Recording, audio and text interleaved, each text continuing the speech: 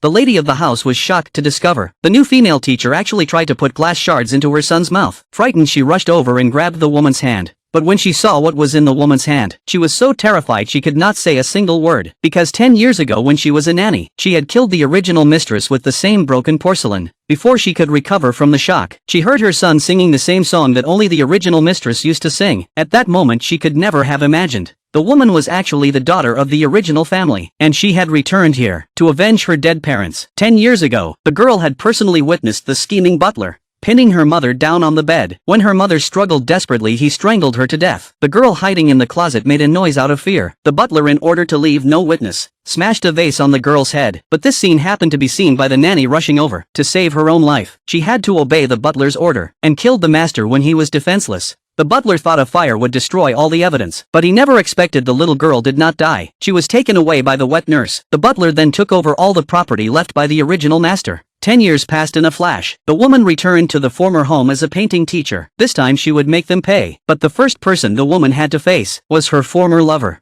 Back then they had met and fallen in love at school. The woman thought happy days would last forever. But one day she discovered the man was actually the son of her enemy. So she decisively gave up the relationship. The man did not expect the woman to appear suddenly. The woman acted very indifferent toward him and immediately started flirting with his father. The woman knew once the butler saw her he would remember her mother. So she deliberately bumped into the young master and spilled water on herself, then used the excuse of changing clothes to enter a room alone. She knew the butler was secretly watching, so she deliberately unbuttoned her cheongsam and asked the butler to help her adjust her clothes. This scene was witnessed by the nanny, but when she saw the woman's face clearly, she collapsed to the ground. To test who the woman really was, she deliberately placed old photos of the woman and her mother in a prominent place. When the woman saw them, she had no time to think. The butler appeared behind her. The woman immediately felt panic.